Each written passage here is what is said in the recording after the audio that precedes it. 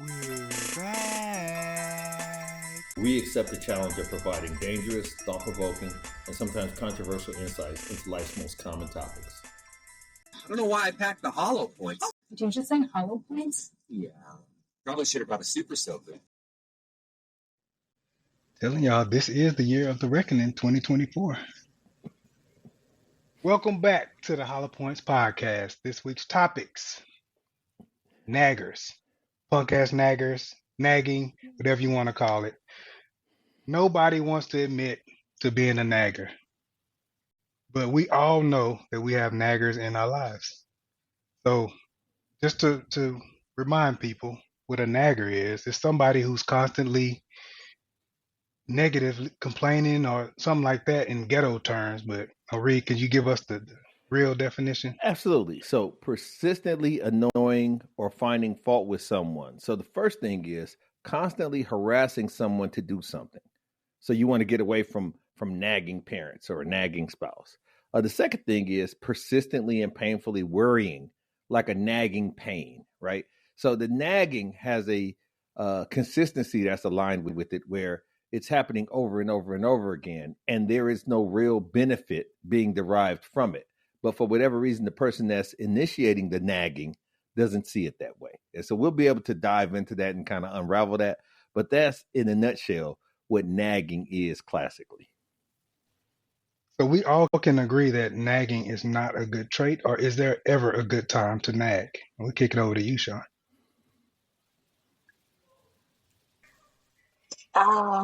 Is there ever a good time to nag? Or is it a good quality? Can it be a good quality? Someone who nags well. The nagging, the word just sounds negative, so you can't make it sound good. Unless you're nagging because you're trying to get someone to do something that's going to benefit them, I guess. But the word nagging is just, can we change the word? Because see, the problem with the semantics there is that you're making it seem as if nagging is in the eye of the beholder. So, for example, I have employees that provide persistently poor performance, to which I have a responsibility to remind them of what's going on as far as their bad performance. And it seems to be consistent. It seems to be repetitive. All these things are going on. And so I have a responsibility to say, hey, we didn't make the numbers again, or you messed up this again. You need to work on this. You need to work on that. I consider that to be leading and transparent direction. They consider it to be nagging. It's the same thing. The words coming out of my mouth the same. The things that they're receiving is the same. But we have two different terms of the same situation. So when I assign it to being a good leader or a good manager, they assign it to being a good nagger. Now, the problem comes in the fact of, I believe that the girls that I've been with in the past think that they've been leading me or managing me, and I believe they've been nagging me. So they don't believe they've been nagging? Absolutely not. Just like I believe I'm leading, they believe they're leading. So I'm going to ask you, Sean, when you leading your people and you giving them the game and telling them what needs to be said, do you think that they believe you nagging? I do. And what do you believe you doing? Leading. Okay. You're absolutely right. Right. But you could, I don't think two things can be true in this case, because you gave us the definition. I did. When you're leading, are there any consequences? And if they don't do it? Absolutely. And see, this is where the problem tends to occur. And I grew up in a situation, and so my grandma used to always go off like an unpaid bill. But after a while, that's just her love language. Like, she goes off all the time. You know what I'm saying? Like, even her thank yous be extra aggressive, right? For no reason. So sometimes off love language. Is that what you want us to believe here? Absolutely. That's a thing. Absolutely. Going off out of love. Okay. Here's the situation. It might not have been, but I don't want to remember her that way. I just want to believe she was a surly old woman who life had shaped her into the person that used to go off all the time. But, you know, deep down, if she had to do something for you or you needed something, she was going to be there, that type of situation. But from a verbal perspective, and maybe she loved hard. Maybe once again, we talk about the way we classify things. And in her mind, she could defend it by saying, oh, boys need tough love and black boys need this type of push and kicking the ass and whatever. And she was willing to provide that as a former coach. I used to be on, it's some people you can put your hand on their shoulder and some people you got to put your foot on their throat. Right. You know what I'm saying? It's just certain people have black to be coached certain ways. Yeah, that's a little racist. Go ahead. Right. All she knew was little black boys. So she assumed, she made a grand assumption. But they're all the same. The nature of the concept of the nagging or the repercussions is that at some point in time, you have to realize when you're no longer teaching, you're enabling. And so if you're saying it over and over, and I'll give you a great example. My mom has a friend, and she had kids when we was kids. And my mom was real big on not repeating herself. My mom's friend was real big on repeating the hell out of herself until she got enough. So I'm going to tell this story that y'all can tell me instances that y'all have seen this in y'all lives. Okay.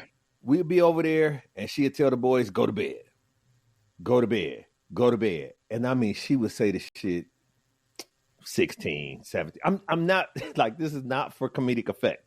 She would say it no less than 12 times.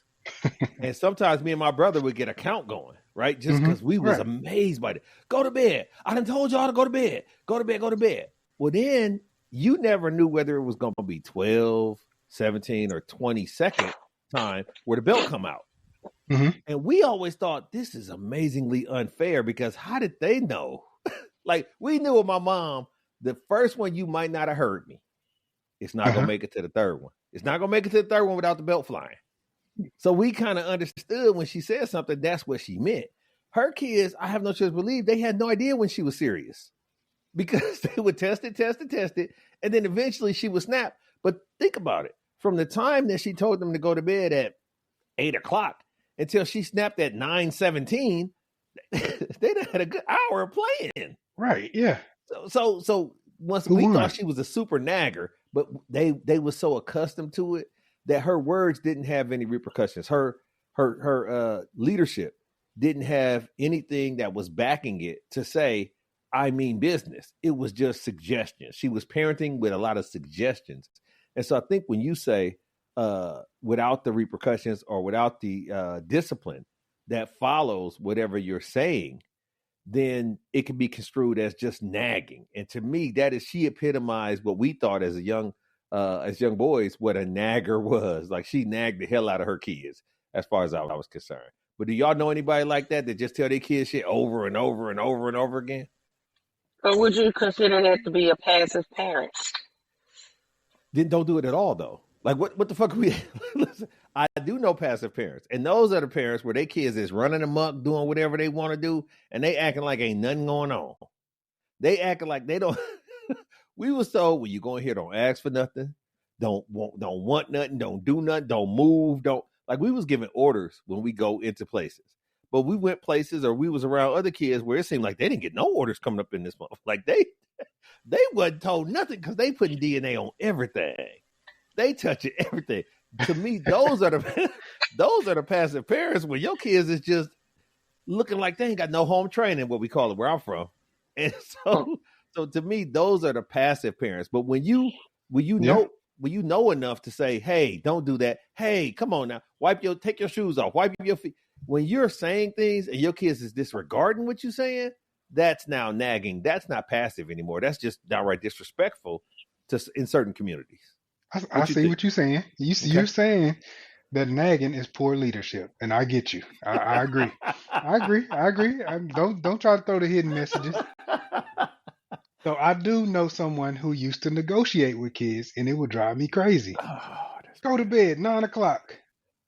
I want to stay up to 9:30. No, 9:15. Oh, what the hell just happened? What the hell just happened?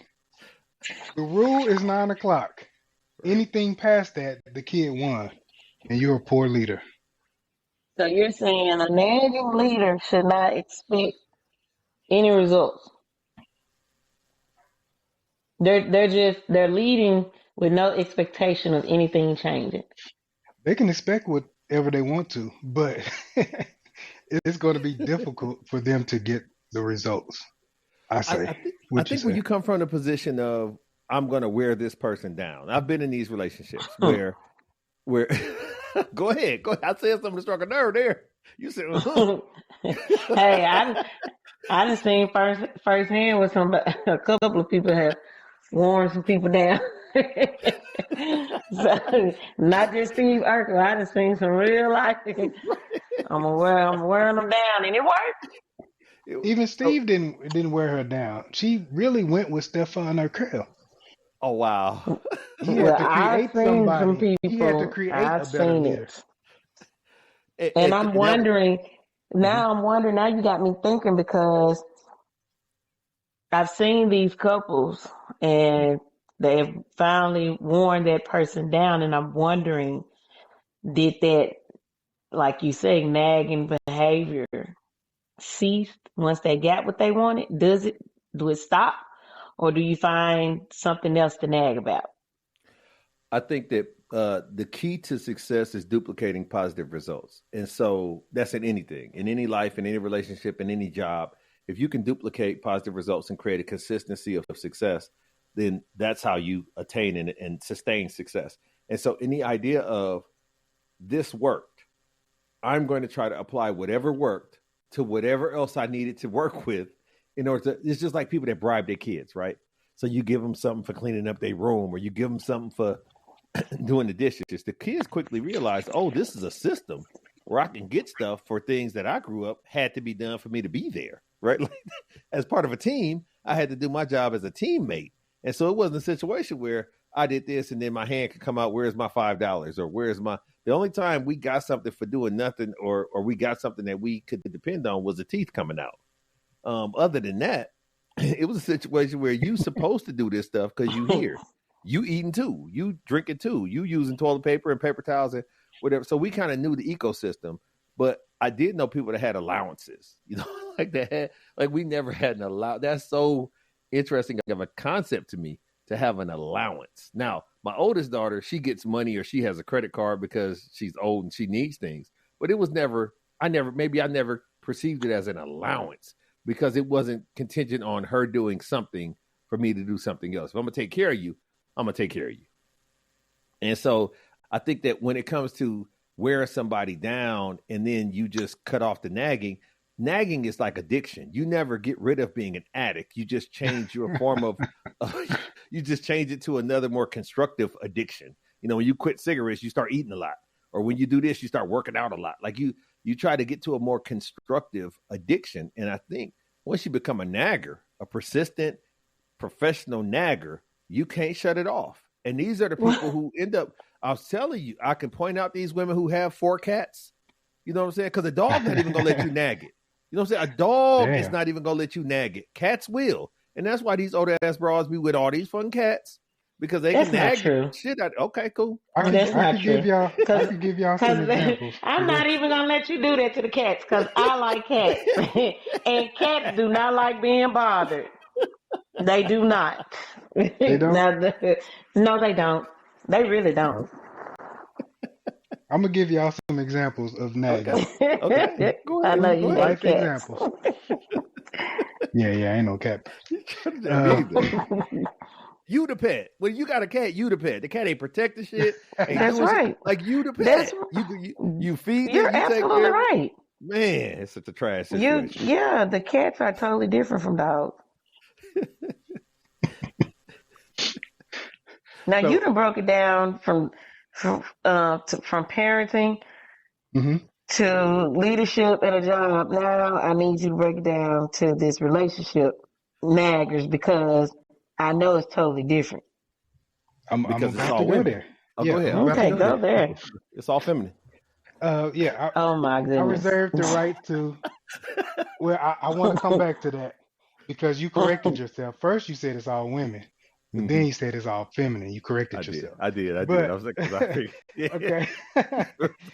Yes, and both. So, let me tell you something. This is a true story.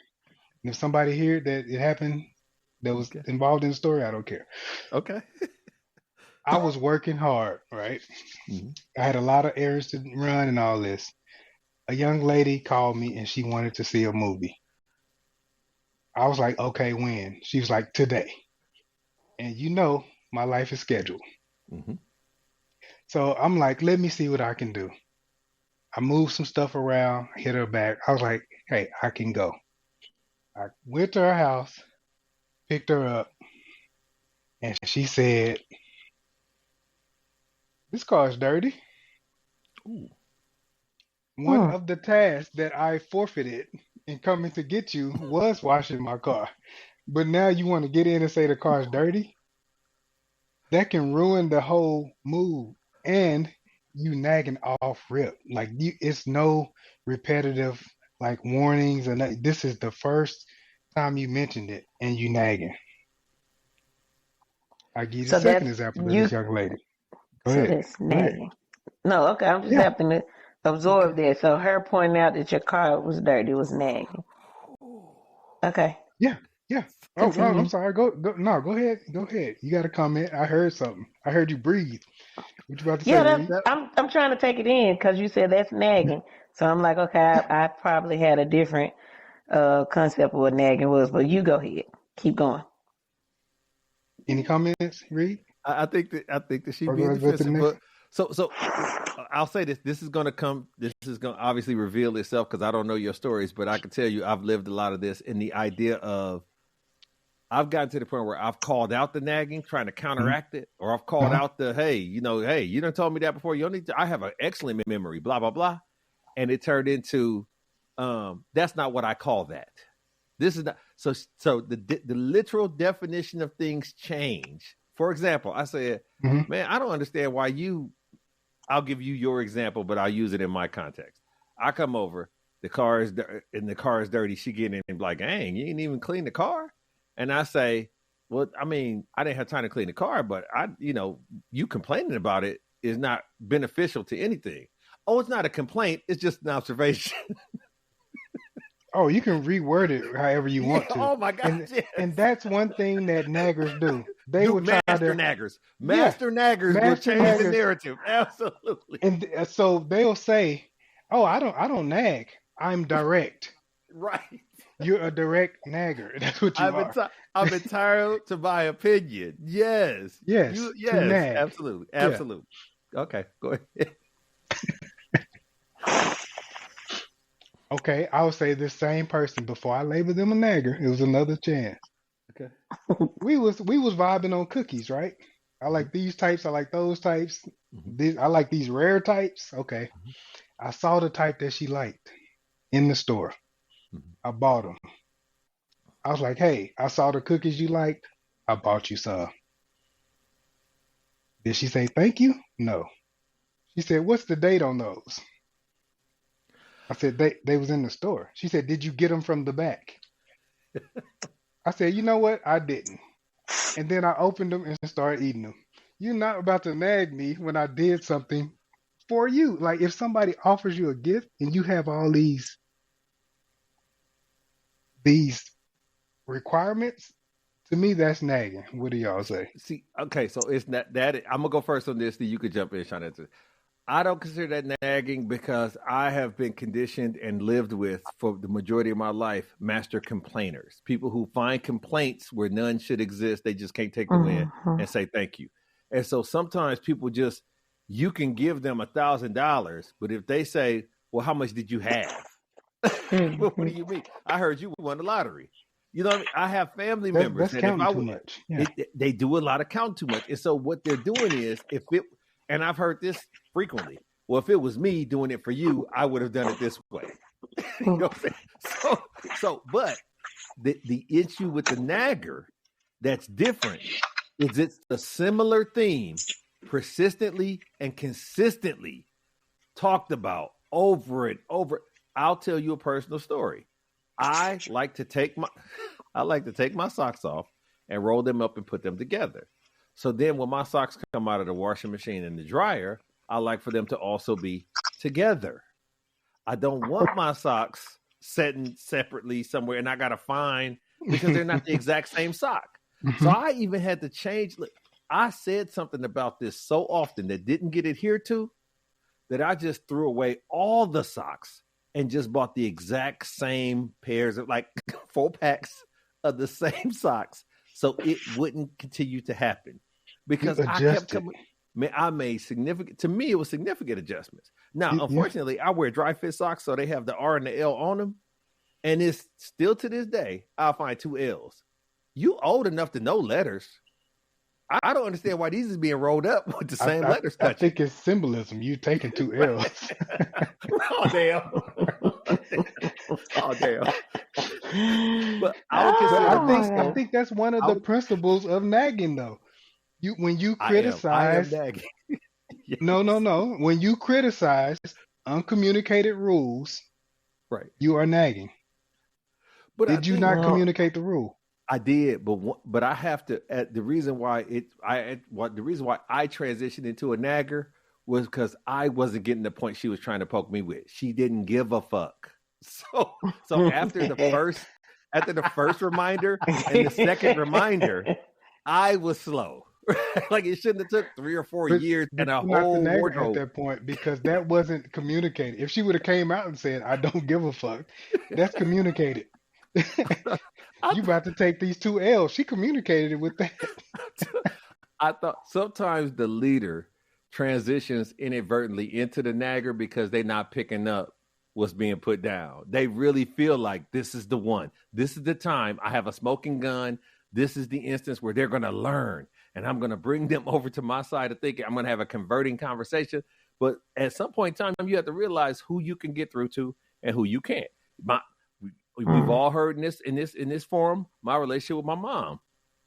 I can't break my mama at this. Like she's been doing this too long and too strong to be broken. So I got to just let it burn. I got to let it burn. I've tried to sneak lessons in and try to shape different ways to approach things and topics. And that's just not her. That's not her get down. And at some point in time, if I don't accept that and move on, I am nagging. I need to just put on the hat, put on the shoes, put on the jersey. I am turning into a professional nagger if I keep trying to point these things out. And I think that's where the balance is. But in the idea of this person can never be satisfied. This person is insatiable. Like there's nothing that and there's women like this, and you can step in on this. People are raising these young girls to be unimpressed with what should be impressive. I was raised that women notice the little things. And unfortunately, I was raised wrong because I evolved into a society where every fucking thing had to be a production. Everything had to be it's not good enough for us to have a healthy baby. We got to have blue dust or pink dust coming out of something, or this baby ain't going to come out right. Like everything is such a grand gesture and a jumbotron production where the little stuff, like getting you a glass of cold water, like that's not good enough because that's not TikTokable. And unfortunately, that's where we are. And so the nagging for me is, how come you can't do, like, if I'm asked to do something simple and asked to do something that can actually move the needle or affect the positive energy of the relationship, I have no problem listening to that and seeing where it applies. But just because you think it should be done, the thing about a relationship, which is a partnership, is that both partners have to agree to it equally in order for it to make it into the firm. If I don't agree to it, you talking about the shit over and over and over again is not going to enlighten. I'm not dumb. I know I don't like that. But if you just try oysters or if you just try spicy, I don't like spicy. I don't like slimy. I don't care. At that point, it's called what? No means no. That's right. That's right. You raped me with it. Right. Right. I said, no, now you try to do it against my consent. Yeah. So I think sometimes, though, people have domineering personalities and they don't realize that domineering aspect or that control that you're trying to have is actually you nagging the hell out of somebody if you've already discussed it, established it, and you can't move on. Now, I'm going to ask you, Shonda, is there something that your husband has asked you not to do, and for whatever reason, you just can't get it through your thick skull? Okay, cool. I'm trying to see. I think I did something today. Oh, damn. Oh, dang. That's recent. Wow. Man, I'm gonna be honest. Yeah, so today we were moving some furniture around, and he had asked me to turn it a certain way or do something, and I was like, "Well, why we just don't? why we can't do it this way? And I said, hold on, let me do this. And he was like, just do it this way.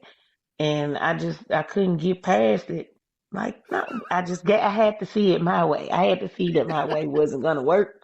You couldn't be led. You just couldn't be led. You refused to be led. Mm-hmm. Yep. So now, let me ask you this. Number 2 pencil. Right. Let me ask you this. Mm-hmm. He's been with you long enough and been exposed to you enough times. Did he continue to push his agenda, or did he just let you fail? No, he pushed it. Because he said, yeah, he said, I'm not finna sit here and play with this damn bed all day. Yeah, I had enough. And you know, when you hear that certain tone, you be like, okay, come on, let's go this way. So consequences showed up, and this is how he was absolved from being categorized as a nagger, because he saw, I'm going to end up having to repeat myself over again unless I draw a line in the sand and establish consequences.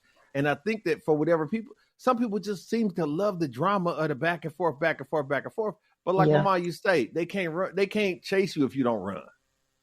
You know what I mean? So I'm not going to run and let you chase me and play this game. I'm just going to be like, hey, but I'm also stubborn enough to where I'll hurt myself to prove a point. And it's not a good thing. It's not a healthy thing. And luckily I've survived numerous relationships, but I realize some of them may not have worked out to the best of their ability because of my stubbornness, because I'm not willing to negotiate after a certain term.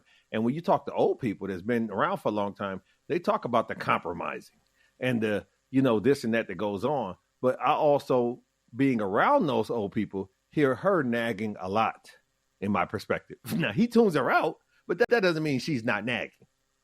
So what do you say to them couples, or when you have situations where the mate or the other person is tuning that other person out? It depends on what you're tuning out. Like, if it's you should know when your mate is just just seeking some attention, want to be heard, or if it's really some foolishness that you just ain't got time to entertain. You should know the difference.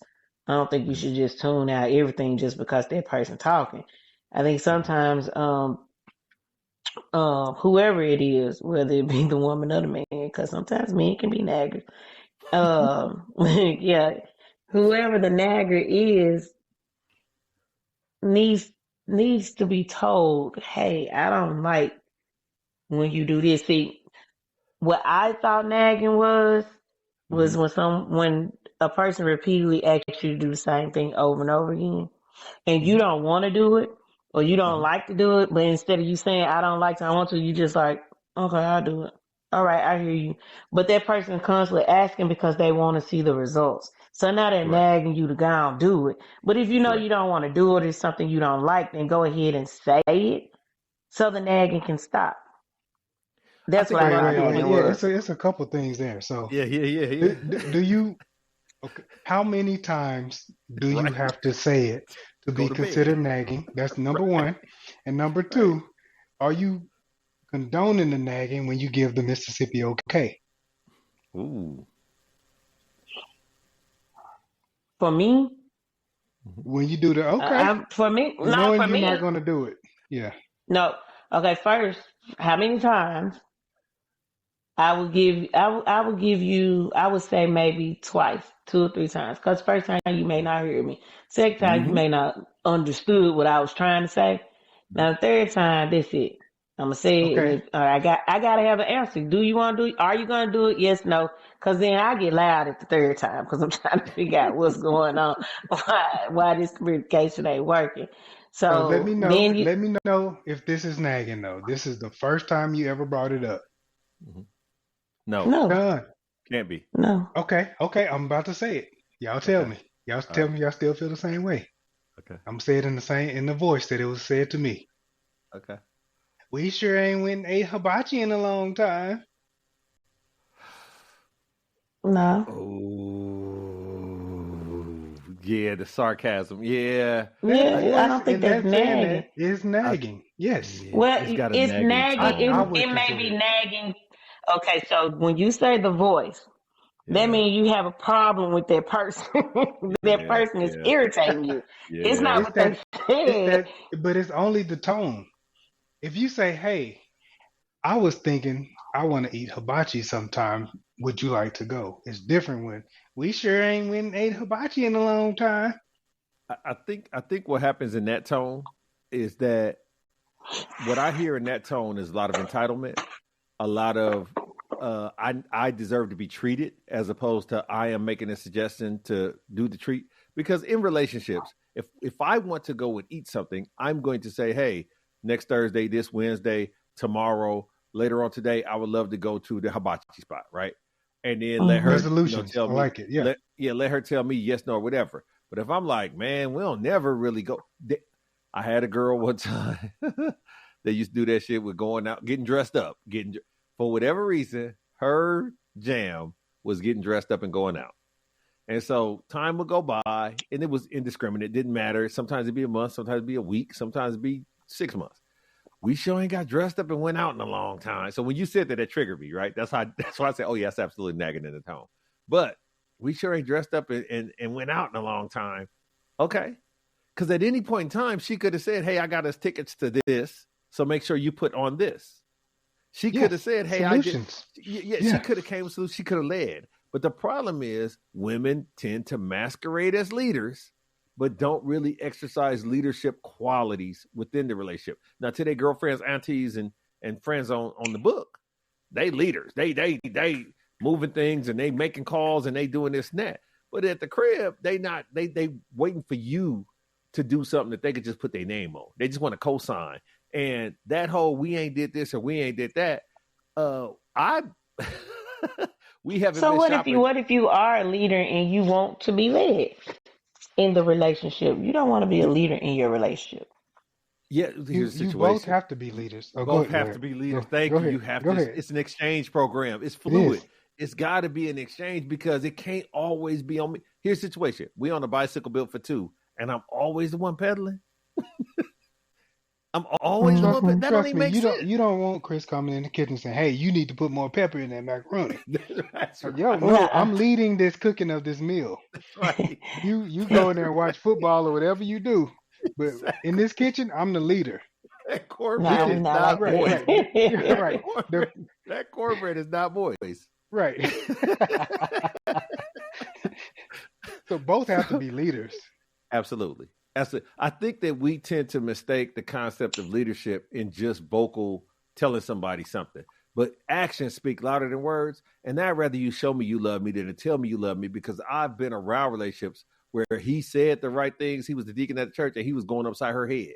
You know what I'm saying? So the show me, the Missouri side of it, the show me state, I am really big on actions and not just people saying stuff, because people can creatively and, they'll say whatever, but it tends to come up later in the actions as to whether that person really was about us or about this or about that, because excuses are very rampant. So in the idea of leadership, the one thing that can diminish nagging, or the one thing that can kind of kill all that, is communication, number one, but also you doing what you're supposed to do, because then you got receipts to say, every time you ask me to do this, it gets done. Every time I ask you to do that, for whatever reason, instead of you just telling me it's not going to happen, I depend on you. I trust and believe that it's going to happen. And then I go in there and turn on the hot water, and the water fucking cut off because the bill was in your name. Like that. So in the idea of, we've had 2 or 3 conversations about the water getting cut off, I'm reaching to the point where I'm about to start nagging. I need to make a choice. That choice should not be, I now assume the water bill. Because if I don't give you a bill it can't be all on me. Mm-hmm. And that's where when I said it was feminine, is that when you got a guy that's just going to talk, but not willing to take that L and make a stand and make a statement, that to me is very effeminate. That is very passive aggressive. You know what I'm saying? And we've all been around people that's passive aggressive, where they saying something, but they really ain't saying shit. Like they just, like she said, we really ain't been to hibachi, and that's passive aggressive. That's very passive aggressive. That's very, very effeminate to me. If you want to go to hibachi, say, hey, I would love to go to hibachi. Let me know next time we could do that. I would respect that way more than we sure haven't did this in a long time. Yeah, I was there. I know the exact. I know when I say I know we did how something. long it's I'll been. make the reservations or I'll do this, something. What you gonna do? So, but I think that's, to me, when you talk that, I think the problem with the nagging is, and studies can show this, over time, there's a certain psychological abuse or mental abuse that comes to somebody in your ear not being positive, not being encouraging, finding fault in everything, because a persistent praise is, and that's where we might need to redefine this. A persistent praise is not nagging. If you have because I think about it like a child. You have a child that just don't want to go to school, but you keep encouraging them and encouraging them.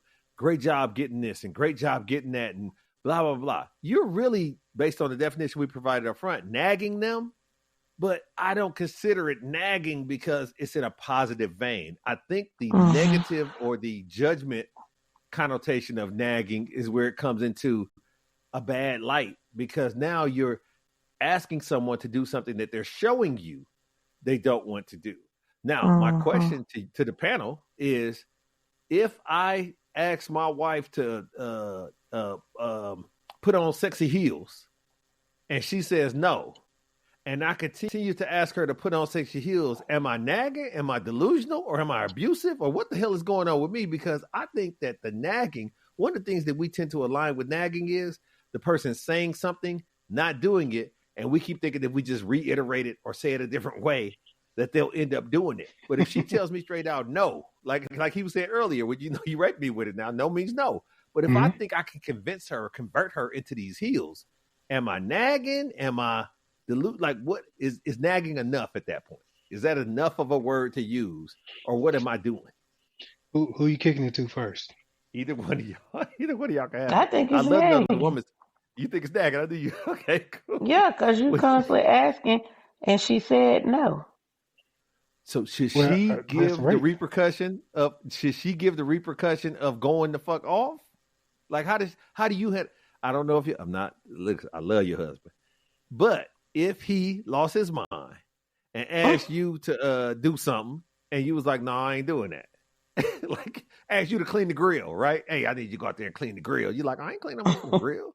You know what I'm saying? And then you done told him you ain't cleaning. You done told him you're not cleaning the grill. But if he keep asking you, how do you then handle that? Because now I got to see what's wrong with you. We finna talk about this. Why you keep asking me? Yeah, because it's like you said, it's part of the communication. We're going to have to sit down and be like, come here. We need to talk about this. Why are you constantly asking me to clean this grill? And I've already said, nope, I don't want to. It's too hot outside. Whatever my reason was. And you keep asking me why. Now I'm putting it back in the ball in your court, because you either need to tell me that you don't feel like it, you broke your hand or something. You need to tell me something, because why are you constantly asking? You need me to get out the house? Are you trying to blow me up on this propane grill or what? I'm trying to, what's going on? Because why are you constantly asking? Now, so it's different. So let's just say if it was a meal. Hey, can you cook this? And I'm like, no, I can't cook it. I don't know how to cook it. If you constantly asking, and I know it's something you really want, then let me figure out how to fix this meal, because I've never done it before or whatever. So you can stop. Like, that's nagging, because you constantly asking me and I gave you my answer. So why would a person keep asking when they already got the answer? You're nagging. Yeah, I agree. And you're doing it for a reason, but what is the reason? Because you don't like the no? Control. You feel, though, in that situation, you owe him an explanation. So he asked you to cook this meal, this vegan tofu meal. And you're like, I don't feel comfortable doing that. I ain't never really fuck with the vegan tofu. And then he like, but I really want it. You like, no, you got to go buy that or whatever. If he comes back and asks you again, how do you feel about that? Because at this point in time, if he done went vegan or whatever the case may be, at this point in time, it's something on his heart. It's something on his heart. He wants you to do it. But if you really don't want to do it, how can a couple resolve? And it's just an example. There's other things like getting the patio extended or changing the flower bed out in the front. It's all kind of stuff that you have to come to terms in a relationship on things. And you feel like it's a great idea. When you say, no, you don't want to cook the vegan meal, do you then owe him a presentation as to why you don't want to cook this vegan meal, or is no good enough? Hold on. So I'll start, but Okay. we've been talking about communication. Uh-huh. She owes him that, but he owes her that. Just like she just said, I need you to clean the grill, and that's it. Right. No. Right. You need to say, I need you to clean the grill because I hurt my hand, got stung by a bee, and bit by a snake. And then she will probably clean it. But if you're not giving the explanation up front, then she don't owe you one. That's why, as a couple, y'all have to communicate. If he say, I tasted this while at work, it was my favorite meal, it got me up, and it'll probably make me more money somehow. I'll just making stuff up. And then she will probably learn how to cook it. But just because he want it, you got to give me more than that. Don't just like blanket statements. You're probably going to get the veto. Go ahead, Sean. I agree. It's communication, two-way street, back and forth. You know, if I say no and you ask me 2 more times and we sit down, because we got to sit down, because I got to figure out why you constantly ask me, and you say, well, it's the recipe that my mama used to make a long time ago, and I just really had a taste for it, blah, blah, blah. Then, and I'm missing her or something. Yeah, then I'll be like, okay, let me go and see what I can do. Because, it may be a lot of work into it. I may not have the right skills or whatever, all right, or if he came to me and said, well, you keep saying no, so why you don't want to do it? But he never asks. It's just do this. And I'm like, no. So, like you were saying, you asked me a question with nothing behind it. Then I'm going to give you an answer with nothing behind it. But if you explain to me why, then I can explain to you why I didn't want to cook it, but then most likely I'll go ahead and do it. So, yeah, the nagging can be controlled. You can stop it before it becomes nagging. It's just you got to communicate. But back to what you were saying about, because I had to say something about your car being dirty. That's not nagging to me. And that's a person that just likes to point out and complain. It's just like that person, every time you go out to eat with a group of people, it's always that one person, something's always wrong with that person's food. Always, no matter what. I mean, the whole clique knows she's going to have a problem with her food. What was the consequence of my car being dirty? There was none. Exactly. You went to the movie, so you shouldn't even. It shouldn't have been a concern. You just saying that was programming, though. Just like to complain. Yes, it was programming in the idea of she wants for when you come to pick her up in the chariot that everything be laid out, the reservation is made, that everything, the planning has been so pristine that she. Once again, I think we can talk about. Well, she's not a good planner because you can't expect someone to have a plan when you last minute. She last minute asked to go somewhere, and so there was no time to plan. Here. Right. Yeah. So now, if you ask me to take you anywhere, my car gonna be dirty, so I can't take you. Oh wow. Oh my goodness. Yeah. Let's finish with this, because I heard 2 things, and I think it's going to end up being a part 2 in this regard. Is nagging too much communication or not enough communication? It's absolutely not enough. I was under the impression that nagging was too much because it's repetitive and consistent. Repetitive and consistent. I'm saying doesn't mean that it's depth. There's no depth to it. You can say, I want to go to Europe. I want to go to Europe. I want to go to Europe. And it's not enough depth. I want to go to Europe because when you start getting deep, then somebody will probably start listening to you. What say you, madam? I say it's too much. He says it's too little. I say nagging is the result of not enough communication. Okay. All right. Cool. That's what I think. This is what we making the people believe. This is what we our listeners, our believers. This is what we making them believe. Well, both of us could be wrong. We could say that it's not deep enough communication. Can we add that one? We making it seem like the best relationships are ones where he and she don't have to say a lot of words. They just know. And I think that's dangerous. It's also dangerous or exhausting to have a relationship where everything has to be discussed ad nauseum. So what is the proper balance of I say I'm hungry. He know my favorite food is spaghetti, and we headed to the spaghetti spot. Versus I say I'm hungry. I'm expressive, and then he says, she says, well, what you got a taste for? And then 25 minutes later, we end up leaving the house for the spaghetti. Like, who's right and who's wrong in the amount of success in a relationship tied to the amount of words that need to be spoken? It comes with growth. Yeah, it comes with growth. You have to grow Mm-hmm. together. In no situation is I'm hungry enough, though. You can say, I'm hungry, I want my favorite, and then they already know I'm hungry and I want something different. What we got a taste for. But just I'm hungry, like you failing. You get two L's. I have been in relationships with women who want to be pleasantly surprised too frequently then. Because what they want to do is throw something out there and I hit a home run. Throw something out there and I hit a home run. They want to say, probably hit I'm a lot hungry. of home runs. I have. Yeah, but they still wrong. That don't make them not wrong. They should have said, I'm hungry, surprise me. Right.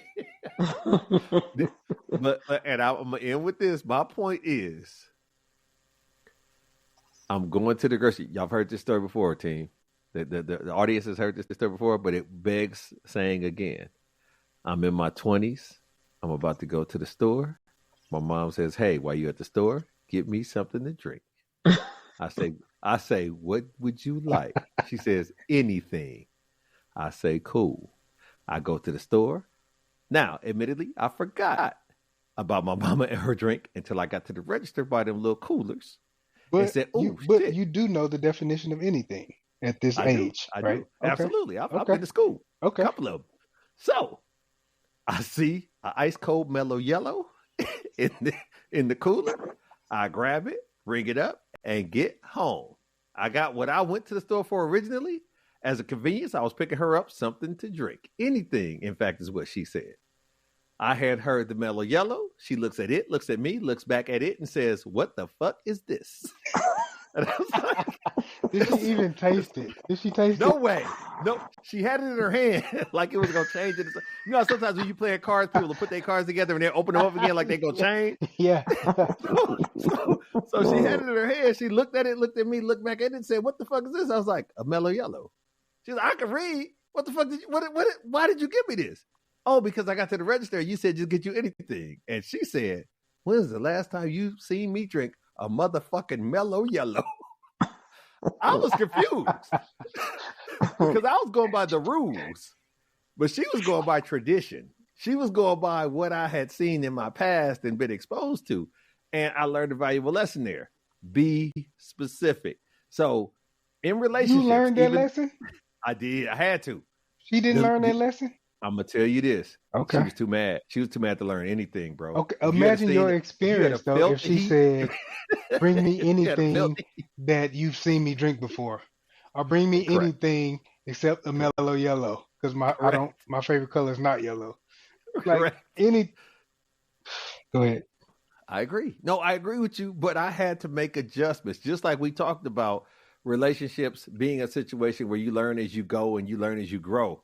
Sometimes you do have to pick up the sign, make adjustments, and make sure we never end up in this situation again. So with my mom, I feel like it's not as an efficient relationship because I'm forced to over communicate, overstate things to where, she feel like I'm being condescending. You know what I'm saying? Like, so can I get it off the shelf or do I need to get out the refrigerator part? Yeah. Like I'm at that dude. I'm that dude now, right? So do you consider the mom being a nagger because she immediately pointed it out? No, because she overreacts. I do so much up front. I knew you did because it sounds like a girl. That's why I asked. Right. Yeah, but that's just a complainer. She criticized an unwritten rule. Yes, she did. She nagged to me. She did. She said it. She set the tone at that point in time to where if I was to do it again, we would have been fighting. She would have been fighting me. I'm not gonna fight my mama, but she would have been fighting me for sure, hands down. Like now I'm being blatantly disrespectful. You know, I don't even, man. If my mama came to visit, we better not have a mellow yellow. I don't want to trigger that energy. You know what I'm saying? Hey, you just let me know the next time your mom come to visit. You're gonna walk in sipping one, even though you don't drink it. I don't care where they ship Mellow Yellow from. It'll be one at your house. Oh my goodness. So, but I think that's the thing about interpretations of the same situation and why you have to be on the same page, not only with your kids, but with your mate, with your spouse, with your date. Because I think one person's leadership, one person's guidance, one person being expressive and communicative is another person's nagging. And unfortunately, because it's a feeling, it depends on the mood. It depends on, I've had times where she like, hey, how much longer are you going to be sitting in here when you come into bed? And I'll say, oh, after this show is off. And when she come back and say, is that show still on? She's just nagged me. She just nagged me. The last thing I said was, I'll be in there after it's off. If it don't go off until Tuesday, if this is Roots and I'm watching the whole fucking series, I said what I said. No. Yeah, but you didn't communicate enough at that point. Why not? These days, we can look at the TV and say there's 6 hours and 47 minutes left in Roots. He still got his foot right now. Yeah. She made assumptions. I said when it was over. She should have said, "Oh, well, how much longer you have?" Once again, but you owe her you owe her a more specific answer at that point, right? What say you, madam? Like I said, if you communicate right, it won't become nagging. If you would have said and got about 30 more minutes in this show, then she wouldn't have came back and said, "Is the show still on?" Because 30 minutes you would have been done. Everybody know what 30 minutes is. Everybody. Listen to what y'all not falling for. See, we gotta have this nuanced discussion about men and women communication dynamics. Because my initial thought was, if she comes back and says, "Is the show still on?" and I say no, I'm absolutely in trouble, based off of the last thing I said, which was I would be in there. So I have no choice but to say the show is still on. She shouldn't have even asked that question. It's a setup. Don't y'all know enough to see a setup when y'all hear it? Yeah, but you don't know. She never communicated the reason. Like when you coming into the room, I got candles lit. Right. And then she come back like the candle's about to burn out. If that show's still on. You don't know that. I agree.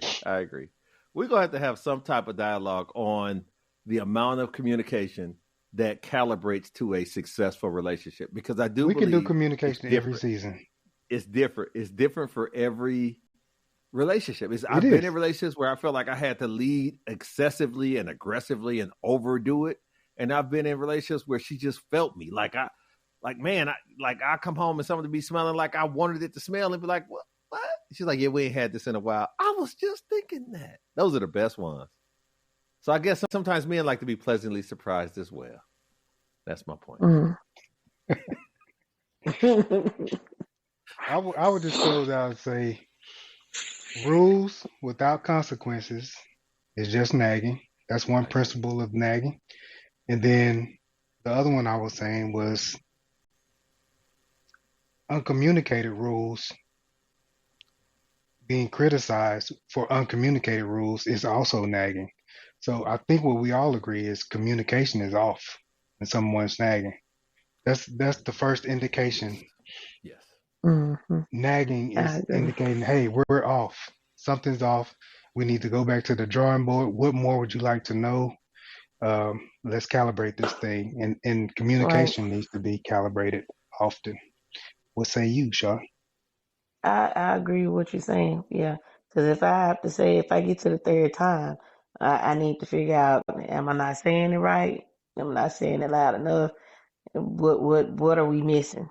Because now I'm nagging and I don't want to be a nagger, but I'm constantly saying the same thing over and over. So we need to sit down and figure out what's going on or just talk about it. So yeah, communication is definitely off if somebody's nagging or if you feel like they're nagging. And don't ever talk to me in that whiny voice. But the thing about it is what the audience needs to understand about both of y'all is y'all significant victim shamers. Because if a person is nagging me, why is it my responsibility to make them stop? Because if you're the one that's feeling like you're being nagged, right? Correct. If I'm doing something and I don't think I'm nagging you, it's up to you to tell me. You nagging the shit out of me, and then I need to find out what am I missing? Because I'm asking you to do something. So how would I know if I'm nagging you if you don't tell me? Okay, are you giving the Mississippi okay when I nag? That might be. Yeah, it might be. Okay. You can't do that. Okay, so the situation is this though. Once I tell you that you're nagging me, you can never bring it up again, because in a lot of relationships, that would checkmate a lot of things where, I mean, the second time, be like, hey, you nagging me. So you want your husband. Calling somebody out is not the resolution. That's what she just said, though. No. She said, if you nagging me, we need to figure this thing out. You need to come with more info or shut the hell up. I don't want to hear no more about this tofu unless you're going to give me some background. Okay. You ain't getting no damn tofu. Okay. All right. Okay. I know I've gone through the toilet seat being down or up or whatever they want, you know what I'm saying? And it's like, man, listen, it's the middle of the night. You got a lot of expectations for the middle of the night to go on.